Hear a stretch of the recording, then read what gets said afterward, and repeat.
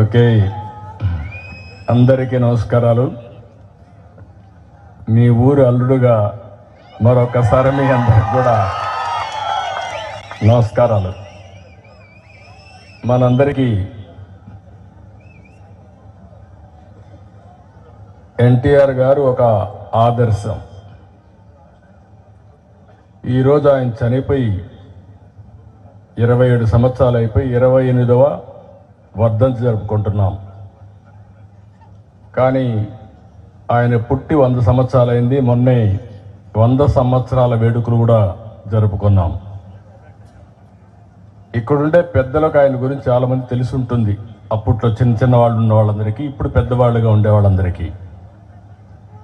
ఆయన కూడా ఒక మామూలు కుటుంబంలోనే పుట్టాడు. ఒక మామూలు రైతు కుటుంబంలో పుట్టాడు. అల్లుడుగా లేకపోతే రాజకీయ నాయకుడుగా ఆయనతో మాట్లాడుతూ ఉన్నప్పుడు చాలా అనుభవాలు పంచుకునేవాళ్ళం. ఇక్కడి నుంచి ఆయన విజయవాడకు రావడం, విజయవాడ నుంచి గుంటూరుకి వెళ్ళి ఏసీ కాలేజీలో చదువుకొని మళ్ళా సాయంత్రం విజయవాడకు రావడం.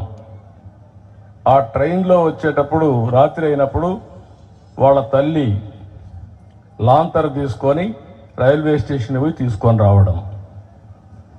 అంటే ఆయన కూడా ఎన్ని కష్టాలు పడ్డాడనేది ఉదాహరణ ఇవన్నీ. అదే మాదిరిగా ఆయన ఉండేది కూడా పూరింట్లో ఉండడం. ఒకసారి తుఫాన్ వస్తే ఆ ఇల్లే లేసిపోయే పరిస్థితి వస్తే సెంటర్ పిల్లర్ పట్టుకొని రాత్రి అంతా ఆ పిల్లర్ని అట్నే పట్టుకొని ఉండి ఇల్లు కాపాడుకున్న వ్యక్తి, కష్టపడిన వ్యక్తి ఎన్టీ రామారావు గారు. అక్కడి నుంచి మీరు ఆయన చూస్తే కృషి, పట్టుదల, క్రమశిక్షణ ఆయన ఎక్కడికి తీసుకెళ్ళిందో మనం గుర్తుపెట్టుకోవాలి. సినిమాలు ఇప్పుడు కాదు, ఇంకా భవిష్యత్తులో కాదు, మళ్ళా ఎన్టీ రామారావు గారే పుడితే తప్ప మళ్ళీ ఆ యొక్క పాత్రలు ఎవడు పోషించలేడు, పోషించబోరు కూడా. ఇంకొక పక్క రాజకీయాల్లో మీరు చూస్తే ఆయన ఉండింది 13 సంవత్సరాలే. 50 ఏళ్ళు లేడు, 60 ఏళ్ళు లేడు. 13 సంవత్సరాల్లో ఒక రాజకీయాలకే ఒక నూతన నిర్వచనం ఇచ్చి దశ దిశ నిర్దేశించిన వ్యక్తి ఎన్టీఆర్. అంత మునుపంతా కూడా రెగ్యులేటరీగా మాట్లాడే వాళ్ళందరూ కూడా ప్రభుత్వం అంటే పెత్తనం చేయడం, అధికారం అంటే ఎంజాయ్ చేయడం, కాలం గడపడం అనే పరిస్థితి నుంచి కాదు, పేదవాడిని ఆదుకునేది రాజకీయం, నిరుపేదకు అండగా ఉండడమే నిజమైన సేవని భావించిన ఏకైక వ్యక్తి, కొత్త నిర్వచనం చెప్పిన వ్యక్తి నందమూరి తారక రామారావు గారు అని చెప్పి నేను మీకు తెలియజేస్తున్నా. ఆయనకి ఎప్పుడూ ఒక కళ ఉండేది, ఆయన ఎప్పుడూ చెప్పేవాడు. ఆయన చెప్పేది కూడా మీరు చూస్తే పేదరికం లేని సమాజం చూడాలని. నేను అందుకే ఈరోజు ఇక్కడి నుంచే దానికి ప్రారంభించాం. ఎన్నో సంవత్సరాలు, స్వాతంత్రం వచ్చి 75 సంవత్సరాలు అయిపోయింది. మన సమాజం 100 సంవత్సరాల నుంచి ఉంది. రేపే రామాలయం 22వ తారీఖున రామాలయం 495 ఏళ్లకు మునుపు కూల్చేస్తే మళ్ళీ ఇప్పుడు రామాలయం కట్టి పునర్నిర్మాణాన్ని ప్రారంభోత్సవం రేపే చేస్తున్నారు. మళ్ళీ ప్రారంభోత్సవం జరుగుతుందంటే 500 సంవత్సరాల మునుపు జరిగిన సంఘటన. అందులో ఎన్టీ రామారావు గారిని చూస్తే రాముడు ఎట్టుంటాడో తెలియదు, కానీ ఎన్టీ రామారావు గారి రూపంలో రాముడిని చూసాం మనందరం. ఇప్పటికి కూడా మీకు రాముడు అంటే గుర్తొచ్చేది ఆయన రూపంలో ఉండే రాముడే. అది ఆయన చేసినటువంటి కృషి, సమాజానికి ఆయన ఇచ్చినటువంటి గిఫ్ట్ కూడా. ఇలాంటి మనం చెప్పుకుంటూ పోతే చాలా సంఘటనలు జరిగాయి. అయితే ఇక్కడ నేను ఇప్పుడు ఈరోజు 28వ వర్ధంతి సందర్భంగా నేను నిమ్మకూరుకు వచ్చి ఒక విధంగా తెలుగుదేశం పార్టీ అధినేత, రెండో విధంగా నాకు కూడా సొంతం ఈ ఊర్లోనే పెళ్లి చేసుకున్న మా మిస్సెస్ కూడా రావాల్సింది, మీ బిడ్డ ఇక్కడికి రావాల్సింది, కానీ రాలేకపోయింది. ఎందుకంటే ఆరోగ్యం సరిగా లేకపోతే రాలేకపోయింది. మళ్ళీ రాబోయే రోజుల్లో వస్తారు. తప్పకుండా ఒకటే ఆలోచించాం. ఈరోజు ఇక్కడ ఉండేవాళ్ళు చాలామంది బయట వెళ్ళారు. ఇప్పుడే మన మిత్రుడు డాక్టర్ సోమశేఖర్ గారు చెప్పారు. ఒకప్పుడు సోమశేఖర్ కుటుంబం కూడా ఇక్కడ అన్నిటికంటే పెద్ద కుటుంబం అయింది. అది కూడా మనం ఒకసారి చరిత్ర ఊరికి అప్పుడప్పుడు మాట్లాడుకుంటా ఉంటే, అలాంటి ఆయన కూడా మరి ఎన్టీఆర్ అంతా ఒకే బంధువులైనా ఈ కుటుంబాలన్నీ ఏ ఊర్లైనా సరే లిమిటెడ్ ఫ్యామిలీస్ ఉంటాం. అక్కడి నుంచి ఒక్కొక్కరే ఎదిగి ప్రపంచంతో కూడా స్ప్రెడ్ అయ్యే పరిస్థితి వస్తుంది. అయితే ఈరోజు ఈ సందర్భంగా నేను వచ్చి 75 సంవత్సరాల్లో చేయలేని పని రాబోయే 20 సంవత్సరాల్లో చేసి చూపించగలిగితే అది ప్రపంచానికి మనం ఇచ్చే నిజమైనటువంటి ఒక విజన్, ఒక సొల్యూషన్. మీరు ఒక్క విషయం గుర్తుపెట్టుకోవాలి.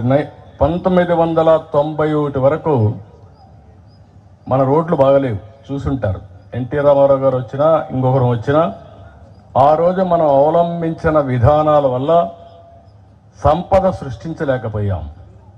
వచ్చిన ఆదాయం సంక్షేమ కార్యక్రమాలకి కాస్త కోస్తో అభివృద్ధి ఖర్చు పెట్టేవాళ్ళం. ఫస్ట్ టైం ఇప్పుడే మంత్రులు చెప్పారు, నేను టెక్నికల్ ఓట్స్ పోవడంలా సంస్కరణల ద్వారా రోడ్లు వేసాం, సంస్కరణల ద్వారా కరెంట్ ఉత్పత్తి చేశాం, సంస్కరణల ద్వారా కాలేజీలు పెట్టాం. దానివల్ల ప్రైవేటు వ్యక్తులు డబ్బులు తీసుకొచ్చారు, కాస్తో కోస్తో యూజర్ ఛార్జెస్ కలెక్ట్ చేశారు.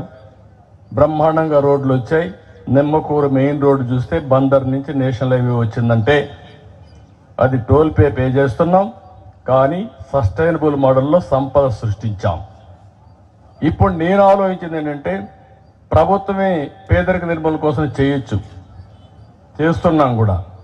ఇప్పుడు మన ప్రభుత్వం ఉంది, ఇక్కడ 10 రూపాయలు మీకు ఇస్తుంది, 100 రూపాయలు మీ దగ్గర నుంచి లాగేస్తుంది. అంటే ఇంకెప్పటికీ మీరు నిరుపేదలుగానే ఉంటారు. మీకు తెలియకుండా 10 రూపాయలు ఇచ్చినప్పుడు 10 రూపాయలు వచ్చిందనుకుంటారు.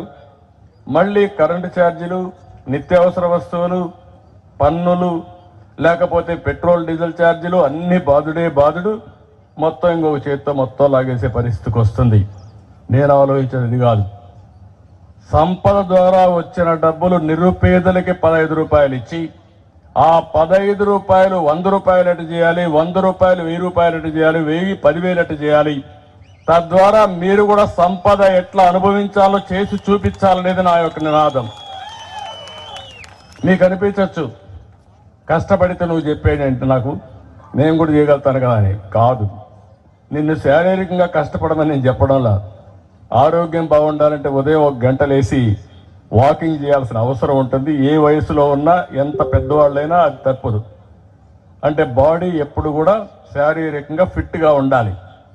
ఇంకొక పక్క ఎవరైతే ఎప్పుడూ పని చేస్తూ ఉంటారో మైండ్తో, మైండ్ అండ్ బాడీ ఫిట్గా ఉంటే మీకు ఏ ఇబ్బందులు ఉండవు, జీవితంలో ఎక్కువ రోజులు బతుకుతారు. ఈ రెండు లేకపోతే ఆలోచనలు వస్తూ ఉంటాయి, అక్కడి నుంచి లేనిపోని సమస్యలు వస్తూ ఉంటాయి. అందుకే ఈ నాలెడ్జ్ ఎకానమీలో, ఆధునీకరణలో ముందుగా ఈ నిమ్మకూరు నుంచే ప్రారంభించి ప్రపంచంతో ఈ నిమ్మకూరును అనుసంధానం చేసి ఈ ఊరిలో ఉండే పిల్లలు ప్రపంచం అంతా పనిచేసి డబ్బులు సంపాదించేదానికి శ్రీకారం చుడతామని చెప్పి నేను మీ అందరికీ తెలియజేస్తున్నా. ఆ కార్యక్రమానికి ఈరోజు నాంది పలికాం. ఈరోజు పెద్ద పెద్ద వర్డ్స్ అని నేను మాట్లాడడంలా. ఈరోజు చాలా మంది ఎన్ఆర్ఐలు ఉన్నారు, చాలా మంది డబ్బులు సంపాదించే ఉన్నారు. ఈ ఊర్లో ఒకసారి ప్రొఫైల్ చూస్తే మొత్తం 439 కుటుంబాలు. దీంట్లో ఓసీలు 140 కుటుంబాలు, బీసీలు 169, ఎస్సీలు 102, ఎస్టీలు ఒక 8 మంది. మొత్తం పాపులేషన్ 1818. వివిధ కమ్యూనిటీస్ ఉన్న కమ్మాస్ ఉన్నారు 120 మంది, కాపులు ఉన్నారు ఒక 80 మంది, బ్రాహ్మిన్స్ ఉన్నారు ఒక 24 మంది, గౌడ ఉన్నారు ఒక 240 మంది, కుమ్మరు ఉన్నారు 90, చాకలు 40, మంగలు 8, నాయ బ్రాహ్మణ్ 4, ఎస్సీ మాల 212, ఎస్టీ ఎరుకల 23. మొత్తం ఓట్లు కూడా 849 ఉన్నాయి. ఇక్కడ వయసు వారిగా కూడా చూస్తే 307 మంది 60 సంవత్సరాలు పైబడిన ఉన్నారు. 40-60 సంవత్సరాలు 338 ఉన్నారు. 18-40 278 మంది ఉన్నారు. 15-18 80 మంది ఉన్నారు. 6-14 చదువుకునే వయసులో 134 ఉన్నారు. చిన్న పిల్లలు 93 మంది ఉన్నారు. ఇంకొక పక్కన ఇక్కడ కుటుంబాలు చూస్తే దగ్గర ఈ ఊర్లో 1800 ఎకరాల భూమి ఉంది. 1800 ఎకరాల భూమి ఉంది.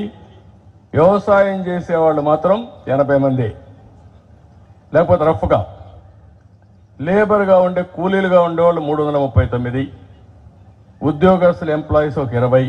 ఈ ఊరు నుంచి బయట వెళ్ళిపోయిన వాళ్ళు ఒక 500 మంది ఉన్నారు. దగ్గర 500 మంది వెళ్ళిపోయారు ఇక్కడి నుంచి, ఊరు నుంచి. డాక్టర్స్ 30, బిజినెస్ మ్యాన్స్ ఒక 20, ఎంప్లాయీస్ ఒక 450 మంది. ఈ ఊరు నుంచి వెళ్ళిపోయిన వాడు ఒక్కరొక కుటుంబానికి గైడెన్స్ ఇచ్చి పైకి తీసుకురాగలిగితే పేదరికం ఉంటుందా అనేది మీరు ఆలోచించాల్సిందిగానే మిమ్మల్ని అందరినీ కోరుతున్నా. ఇప్పుడే ఒక మిత్రుడు మాట్లాడాడు, ఇక్కడే ఉన్నాడు.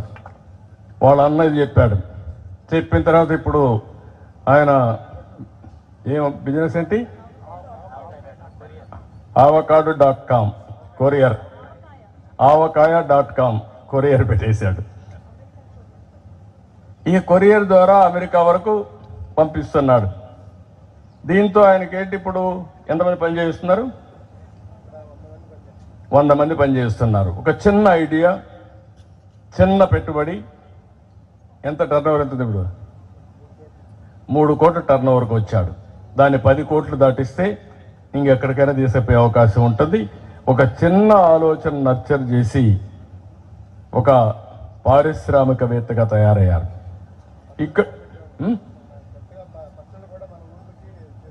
పచ్చళ్ళు కూడా ఇక్కడ ఊర్లకంతా చేపించి మార్కెటింగ్ కూడా చేయడానికి ఈజ్ వర్కింగ్ ఆన్ దాట్.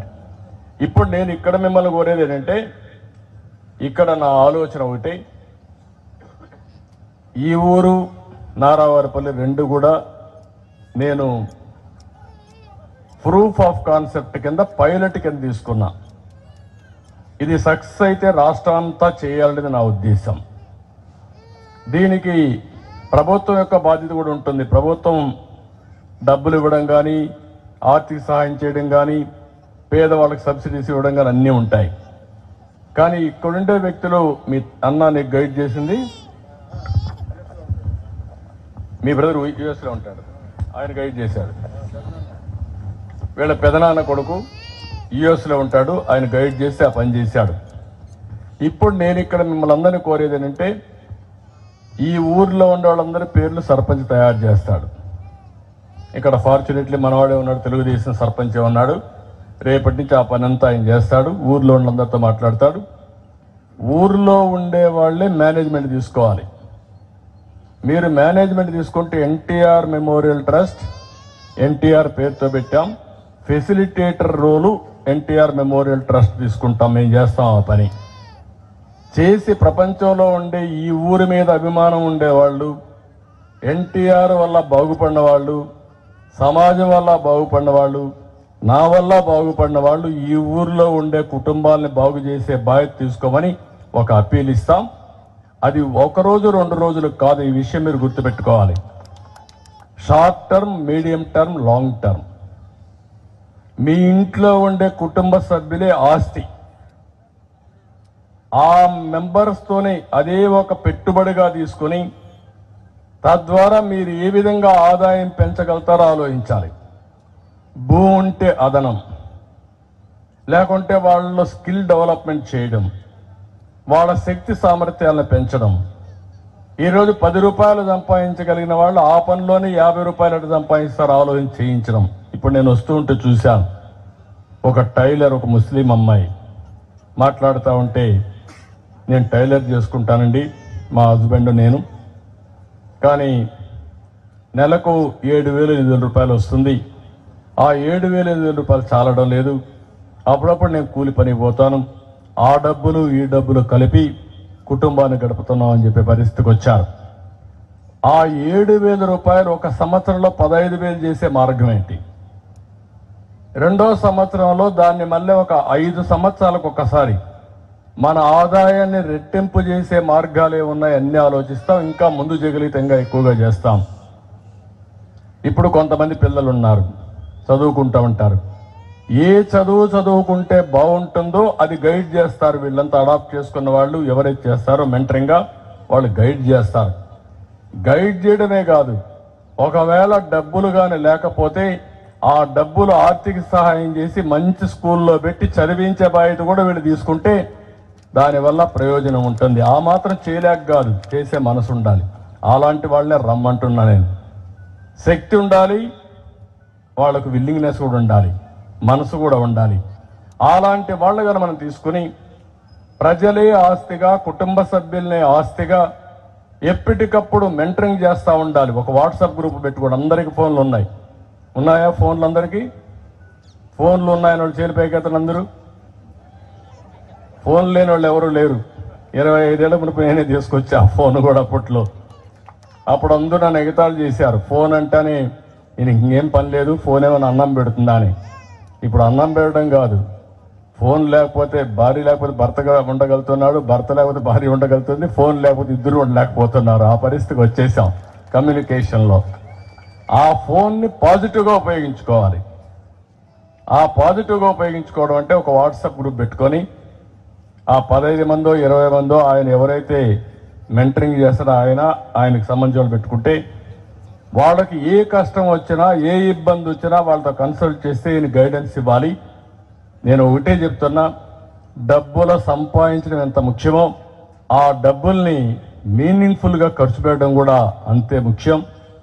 మనం ఎంత పెద్దగా పైకి వచ్చామనేది కాదు, మన ఊరిలో పుట్టిన వాళ్ళు కూడా మనతో సమానంగా పైకి వచ్చినప్పుడు ఉండే ఆనందం ఇంకొక దాంట్లో ఉండదు. ఆ విషయం మీరు గుర్తుపెట్టుకోవాల్సిందిగా మరొకసారి కోరుతున్నా.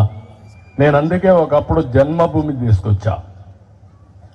జన్మభూమి పిలుస్తుంది రా కదిలిరా అని చెప్పి ఒక సాంగ్ కూడా రాయిపించి ఊర్లో స్కూల్స్ కానీ, రోడ్డు కానీ, శ్మశానం కానీ అన్ని పనులు చేపించాం.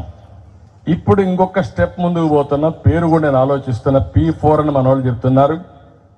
ప్రభుత్వం, ప్రైవేట్, ప్రజలు భాగస్వామ్యం. ఇది నలుగురు కలిసి చేసేది. ప్రభుత్వం ఇచ్చే డబ్బులు ఇస్తుంది, ప్రభుత్వం ఒక రెగ్యులేటర్గా పనిచేస్తుంది, ఫెసిలిటేటర్గా పనిచేస్తుంది. అదే మాదిరిగా ప్రైవేట్ వ్యక్తులు కూడా ఇప్పుడు కొంతమందికి ఇక్కడే ఒక కృష్ణారెడ్డి గారు మెగా ఉన్నారు. మీ పక్క మండలమే, ఈ మండలమే పామరే అనుకుంటా, గుడివాడ మండలం, గుడ్లవల్లేరు, జోగుపల్లిలో. ఆయన బాగా వ్యాపారం చేశాడు, డబ్బులు ఉన్నాయి. ఒక 30-40 కోట్ల రూపాయలు లేకుంటే ఇంకా ఎక్కువ పెడుతుంటాడు. 50 కోట్ల రూపాయలు సంవత్సరానికి CSR కింద పెడతాడు. ఆ 50 కోట్లు తీసుకొని ఒక 50,000 కుటుంబాలను అడాప్ట్ చేసుకుని ఒక CEO అని పెట్టి 50,000 కుటుంబాలని ఒక 5 ఏళ్లలో పైకి తేగలిగితే, ఒక కంపెనీ ఎట్లా పైకి తీసుకొస్తారు ఆ విధంగా చేయగలిగితే ఎంత మార్పు వస్తుందో మీరే ఆలోచించండి. ఈ ప్రాంతంలో పుట్టిన వ్యక్తి ఈ ప్రాంతానికి అది చేయగలిగితే దానికంటే జీవితంలో ఇంకొక సాటిస్ఫాక్షన్ ఉండదు. అది చేపించేదానికి ఈ కార్యక్రమాన్ని నేను చేపడుతున్నానని చెప్పి కూడా నేను మీకు తెలియజేస్తున్నా. ఈ విధంగా చాలామంది వాళ్ళ శక్తి సామర్థ్యం బట్టి అడాప్షన్ ఇవన్నీ చేసుకోవాల్సిన అవసరం ఉంది. మీకు మనుషులే కాకుండా మీకు ఆస్తి, భూమి ఉంటే భూమి, వ్యాపారం ఉంటే వ్యాపారం, అదే మాదిరిగా మీకుండే చేతి వృత్తులు, కుల వృత్తులు ఏ పనులు చేస్తున్నారో ఆ పనిలోనే కెపాసిటీ బిల్డింగ్. ఇప్పుడు మన వాళ్ళు ఒక బండి తీసుకొచ్చి పెట్టారు. తోపుడు బండి ఉండేది. తోపుడు బండిలో చాలా ఇబ్బందులు. అది తొయ్యాలి. ఇది బ్రహ్మాండంగా ఇదైపోతుంది. స్కూటర్ మారిగా ఉంటుంది. ఎక్కడ కావాలి ఇక్కడ వెళ్ళొచ్చు, ఎక్కడ కావాలి బండి ఉంటుంది, క్లీన్గా ఉంటుంది. వస్తువులు కూడా హైజీనిక్గా పెట్టచ్చు. 5 స్టార్ హోటల్లో తినుబండారాలు ఏ విధంగా ఉంటాయో ఆ విధంగా ఈ బండిలో పెట్టుకొని తిరిగే పరిస్థితి వస్తుంది. అది ఒక చిన్న మాడిఫికేషన్ మాత్రం. అక్కడ మీరు 50 రూపాయలు 100 రూపాయలు రోజు సంపాదిస్తే దీంట్లో 300-400 రూపాయలు ఈజీగా సంపాదించే పరిస్థితి వస్తుంది. ఇట ప్రతి ఒక్క వ్యాపారంలో కానీ, వృత్తిలో కానీ ఇలాంటివన్నీ తీసుకురావాలని ఒక విధంగా ఆలోచిస్తే మీకుండే ఇప్పుడుకుండే స్పాన్సర్ చేసేవాళ్ళు, మెంటరింగ్ చేసేవాళ్ళు గుర్తుపెట్టుకోవాల్సింది ఇది ప్రూఫ్ ఆఫ్ కాన్సెప్ట్. ఇది ప్రారంభం మాత్రం. దీనికి ఇంకా కొంచెం టైం పడుతుంది. అందరి ఆలోచనలు తీసుకొని ప్రపంచంలో ఒకప్పుడు మీరు ఆలోచిస్తే ఎప్పుడు కూడా రోడ్లు అధ్వానంగా ఉండేటివి ఇండియాలో. నేను మలేషియాకు పోయాను. చిన్న దేశం మలేషియా, 2 కోట్ల జనాభా. ఆ దేశానికి పోతే ఒక రోడ్డు ఈస్ట్ వెస్ట్ కారిడార్ చూశాను. 8 లేన్ రోడ్డు BOT కింద వేశారు.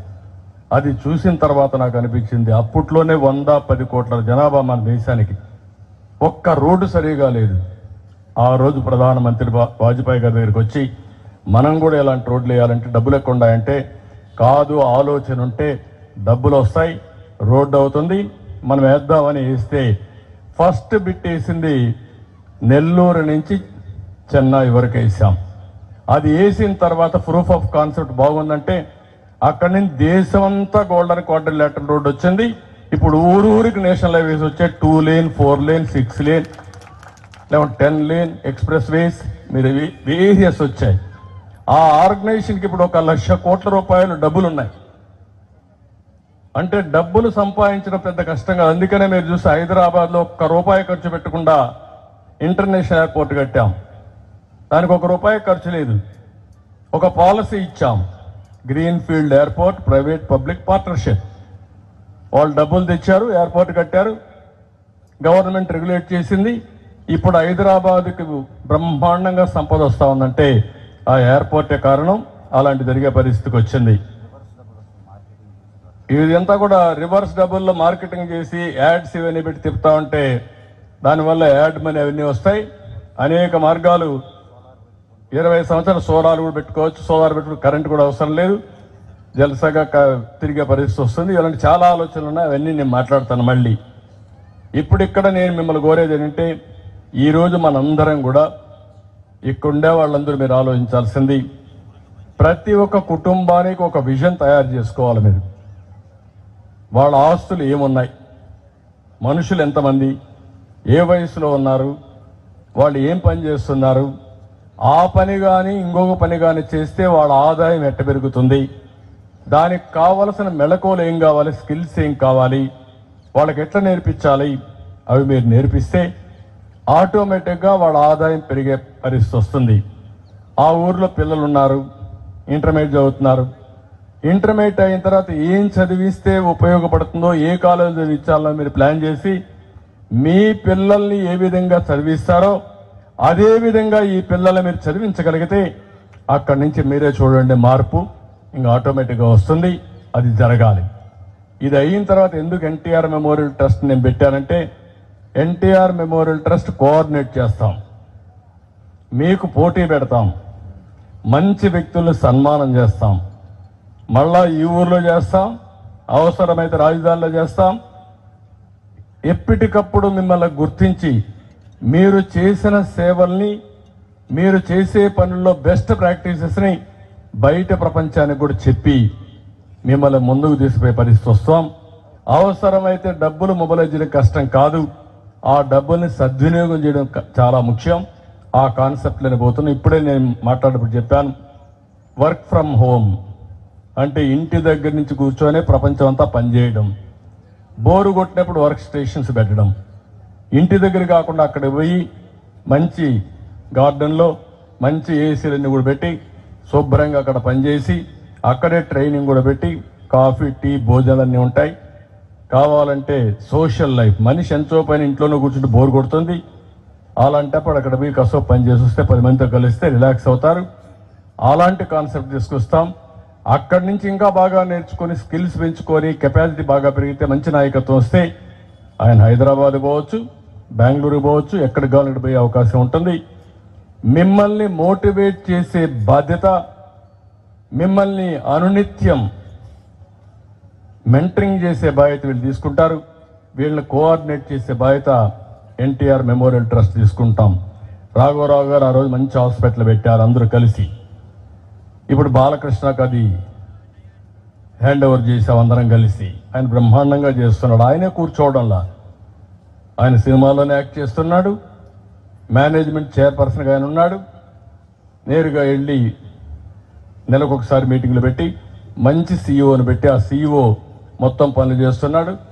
వచ్చిన తక్కువ ఛార్జ్ చేస్తున్నారు, అన్ని హాస్పిటల్ కంటే బ్రహ్మాండమైన సర్వీస్ ఇస్తున్నారు.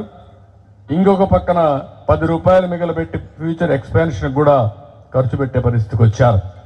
అందుకే మళ్ళీ మిమ్మల్ని కోరుతున్నా, దీనికి కొంతమంది నాకు పేరు ఇచ్చింది వికాసం అనే పేరు పెడితే బాగుంటున్నారు, లేకపోతే వెలుగనే పేరు పెడితే బాగుంటున్నారు. P4 అంటే టెక్నికల్ వర్డ్ వస్తుంది. దీనికంటే ఇంకా మంచి పేరుంటే ఈ రోజు రేపు ఫైనలైజ్ చేస్తాం. అంటే ఈ కాన్సెప్ట్తో యునైటెడ్ నేషన్స్ కానీ ప్రభుత్వాలు చేయలేని పని ప్రజలనుకుంటే చేయగలుగుతామని నిరూపించే కార్యక్రమం ఇది. అది మన ఊరితో ఎన్టీ రామారావు గారి పుట్టిన నిమ్మకూరుతో ఈ కార్యక్రమాన్ని ప్రారంభించడం నా పూర్వజన్మ సుకృతంగా భావిస్తున్నా. ఆయన కంటే మించిన స్ఫూర్తి లేదు. ఎవరన్నా వచ్చి ఎన్టీఆర్ విగ్రహం ఒకసారి చూసుకొని దండం పెట్టుకొని అక్కడి నుంచి సంకల్పం చేసి పనిచేస్తే ఎన్టీ రామారావు గారు అంత వ్యక్తిగా లేకపోయినా ఆయనలో సగమైనా మీరు జీవితంలో మ్యాక్సిమం సాధించినట్టు అవుతుంది. ఆ స్ఫూర్తిని మీరు ఒకసారి తీసుకోగలిగితే ఏదైనా సాధ్యం. దానికి కారణం ఎన్టీ రామారావు గారని కూడా నేను మీకు తెలియజేస్తున్నా. ఇది నేను ఇప్పుడే చెప్పాను మీకు అందరికీ. ఊరికే మాటల్లో చెప్పేసి ఈరోజు చెప్పేసి వెళ్ళిపోవడం కాదు. ఈ ప్రాజెక్ట్ సక్సెస్ అంటే జయప్రదమైందా లేదా అంటే ఈరోజు మీ తలసరి ఆదాయం 2,000 రూపాయలు అందరూ ఊర్లో ఉండే వాళ్ళందరూ ఆదాయం కలుపుకొని ఫర్ హెడ్ ఎంత ఆదాయం వస్తుంది? 2,000 రూపాయలు. ఒకరికి 10,000 రావచ్చు, ఒకరికి 1,00,000 రూపాయలు రావచ్చు, ఒక ఆయనకి 1,000 రూపాయలు రావచ్చు. అలాంటి ఆదాయం అంతా కలుపుకుంటే ప్రతి సంవత్సరం మానిటర్ చేస్తాం. ఈ సంవత్సరానికి రాబోయే సంవత్సరానికి ఎంత పెరిగింది, వ్యక్తిగతంగా ఎంత పెరిగింది, సమాజంలో గ్రామంలో ఎంత పెరిగింది, ఇవన్నీ వర్కౌట్ చేస్తాం. దాన్ని మెజర్ చేసుకొని ఎవరైతే మెంటర్ చేస్తున్నారో వాళ్ళు అవలంబించిన బెస్ట్ ప్రాక్టీస్ కూడా తీసుకొని ముందుకు పోతామని చెప్పి కూడా నేను మీకు తెలియజేస్తున్నా. నా ఆలోచన ఒకటి, థింక్ గ్లోబలీ, యాక్ట్ గ్లోబలీ. ఎక్కడున్నారో నిమిత్తం అది పెద్ద ఇష్యూనే కాదు. మీరు అవసరమైతే నిమ్మకూరులో కూర్చొని ప్రపంచం మొత్తం సేవలు అందించే కంపెనీ ఈ ఊరు నుంచే స్టార్ట్ చేయొచ్చు. అది సాధ్యం. అది చేయడం కోసమే ఈ కార్యక్రమానికి శ్రీకారం చుట్టాం. పని చేయాలంటే పని చేయొచ్చు, కంపెనీ పెట్టాలంటే కంపెనీ పెట్టచ్చు. అవసరమైతే మీరు ఇక్కడే కాదు ఇక్కడికి వచ్చిపోతూ ఉంటాం. హైదరాబాద్లో ఉంటామంటే హైదరాబాద్లో ఉండొచ్చు, అమరావతిలో ఉంటామంటే అమరావతిలో ఉండొచ్చు. అలాంటి నూతనమైన కాన్సెప్ట్ కోసం ఈ రోజుని స్టార్ట్ చేశాం. నా జీవిత ఆశయం ఒకటే, పేదరికం లేని సమాజం చూడాలనేది నా జీవితాశయం. సంపద అనేది కొంతమంది చేతుల్లోనే ఉండి ఆ సంపద అంతా కూడా దుర్వినియోగం అన్నగాని ఉపయోగపడకుండా ఉండడం సంపద కాదు. కొంతమందికే పరిమితం కావడం సంపద కాదు. అందుకని అందరూ కూడా పేదరికంలో బాధపడతా ఉంటే కొంతమంది లక్షల కోట్ల రూపాయలు వాళ్ళ పేర్లతో పెట్టుకొని వాళ్ళు మాత్రం విలాసవంత జీవితంలో ఉండడం కరెక్ట్ కాదు. అందుకే మొదటి విడత పేదరికం లేని సమాజం, 2 పేదవాళ్ళని ధనికులు చేసే కార్యక్రమం. ఒక వ్యక్తి బాగా చదువుకుంటే మీరు ఒక 5 ఏళ్లలో 10 ఏళ్లలో 100 కోట్లు 1000 కోట్లు సంపాదించడం పెద్ద కష్టం కాదు. అలాంటివన్నిటి కూడా మనం శ్రీకారం చుట్టే అవకాశం ఉంది. అందుకే మళ్ళీ ఒకసారి ఈరోజు చూసిన తర్వాత నేను ఎప్పటికప్పుడు మానిటర్ చేస్తా. నేను రాజకీయాలు ఎట్లా మానిటర్ చేస్తున్నానో నిమ్మకూరులో ఈ ప్రాజెక్ట్ P4 దాని పేరు కూడా వికాసమా వెలుగా ఇంకా మంచి పేరు నేను ఆలోచిస్తున్నా. ఊరి కోసం కూడా కరెక్ట్గా రాదు, వ్యక్తి వికాసం రావాలి, దాంట్లో ఆ ఎఫెక్టివ్ మీనింగ్ రావాలి. ఆలోచిద్దాం, పెద్ద ఇది కాబట్టి ఆలోచిస్తాం. ఫైనల్గా నేను మిమ్మల్ని అందరినీ కోరేది, ఇప్పటికి మీకు పూర్తిగా అర్థమైంది నేను అనుకోను, మెంటర్స్కి అర్థమైండదు, ఊర్లో వాళ్ళు కూడా అర్థం కాదు. చెప్తున్నారు మాకేం జరుగుతుందని కూడా ఒక ఆలోచన ఉంటుంది. దీన్ని అమలు చేద్దాం. అమలు చేసిన తర్వాత మీకు ఒక ఆలోచన వస్తుంది. అన్ని ఫ్యామిలీస్ అవసరమైన అన్ని కుటుంబాలకు మెంటర్స్ వచ్చేటివి చూస్తాను. అక్కడి నుంచి కార్యక్రమం స్టార్ట్ చేస్తాం. 1 సంవత్సరంలో లేకుంటే 3-4 నెలల్లో దీనికి ఒక మూమెంట్ని తీసుకొచ్చి ఇది సక్సెస్ అవుతుందనే నమ్మకం నాకు కలిగితే రాష్ట్రం మొత్తం దీన్ని అమలు చేస్తానని, తెలుగు జాతి మొత్తం కూడా పేదరికం లేకుండా ఆనందంగా ఉండేట్టుగా చేయడం తెలుగుదేశం పార్టీ సిద్ధాంతం. అదే ఎన్టీ రామారావు గారు మనకిచ్చిన ఆదేశం. ఆయన సిద్ధాంతానికి అనుగుణంగా దాన్ని అమలు చేసే బాధ్యత తెలుగుదేశం పార్టీ తీసుకుంటామని మరొక్కసారి మీ అందరికీ తెలియజేసుకుంటూ, అది ప్రారంభం నిమ్మకూరు. దీనికి స్కై ఆకాశని హద్దు. ప్రపంచం మొత్తం తెలుగువాడు ఎక్కడున్నా గర్వపడే విధంగా ప్రపంచంలో తెలుగువాడిని నెంబర్ 1 కమ్యూనిటీగా చేసే బాధ్యత తెలుగుదేశం పార్టీ తీసుకుంటామని నిమ్మకూరులో 28వ వర్ధంతి సభలో ఒక సంకల్పాన్ని చేస్తూ దీనికి పూర్తిగా మీరు సహకరించాలి. ఊర్లో ఉండే వాళ్ళందరినీ కోరుతున్నా, మాకేదో పని లేకుండా వచ్చారు, ఏదో మాటలు చెప్పి వెళ్ళిపోయారు, లేదంటే ఓట్ల కోసం వచ్చారు, అట్లే మాట్లాడుతూ ఉంటారు అనే ఆలోచన వదిలిపెట్టండి. చేయూత ఇవ్వడానికి వచ్చినప్పుడు అందిపుచ్చుకోవడం మీ బాధ్యత. దీని మీద చర్చ చేసుకోవడం మీ బాధ్యత. ఎవరైతే మేము కొంతమందిని అడిగామో వాళ్ళు వచ్చినప్పుడు వాళ్ళని గౌరవించి, వాళ్ళు మిమ్మల్ని గౌరవించి వాళ్ళకు కూడా చెప్తున్నా, ఏదో మేము వాళ్ళకి సహాయం చేస్తున్నాం అనే చిన్న చూపు చూడడం కరెక్ట్ కాదు. ఇది మన బాధ్యత, ఇది మనకు ఒక అవకాశం. అలాంటి అవకాశాన్ని ఉపయోగించుకుని మన ఊరిలో పుట్టిన మన తోటి మనుషులకి మనం సేవ చేయడం అనేది మన బాధ్యత. అది మీరు గుర్తుపెట్టుకోవాలి.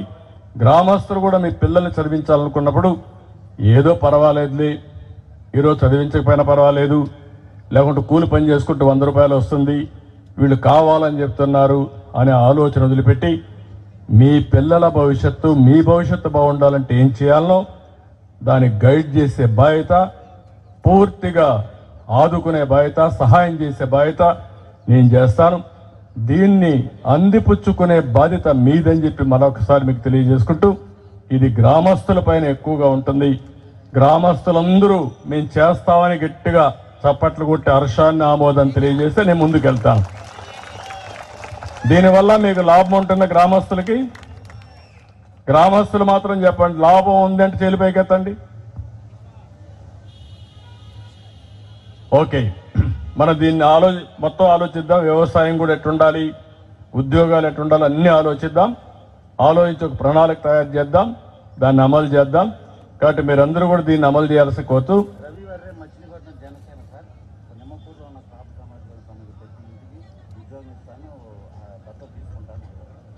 ఓకే, రవి వర్రే ఎన్ఆర్ఐ మచిలీపట్నం జనసేన, అతను కాపు సమాజానికి సంబంధించి మొత్తానికి నిమ్మకూరులో ప్రతి ఒక్క ఇంటికి ఉద్యోగం ఇప్పిస్తా, అందరినీ దత్తత తీసుకొని ఆదుకుంటానని చెప్పి వారు ముందుకు వచ్చారు. అది కూడా ఏ విధంగా చేస్తారో వర్కౌట్ చేయమన్నా ఉత్సాహంగా ఈరోజు చెప్పేసి వెళ్ళిపోవడం కాదు, మళ్ళీ నేను ఎప్పుడెప్పుడు మానిటర్ చేస్తా. మీకు రిమైండర్ లెటర్ వస్తుంది. మళ్ళా మీకు సంవత్సరం అవుతానే మిమ్మల్ని అందరినీ అవార్డ్స్ ఇస్తాం. లేకుంటే చేయకపోతే మీకు కూడా జెంటల్గా చెప్పి, బాబు నువ్వు తప్పుకో, ఇంకొకరిని పెడతాను, ఇంకొకరిని పెట్టి ముందుకు పోతామని చెప్పి తెలియజేసుకుంటూ వారిని మనస్ఫూర్తిగా అభినందిస్తున్నాను. శభాష్, చాలా మంది ముందుకు వస్తున్నారు. ఇది శుభ పరిణామం. థ్యాంక్ యూ అని అంటారు. లేదు, మీరు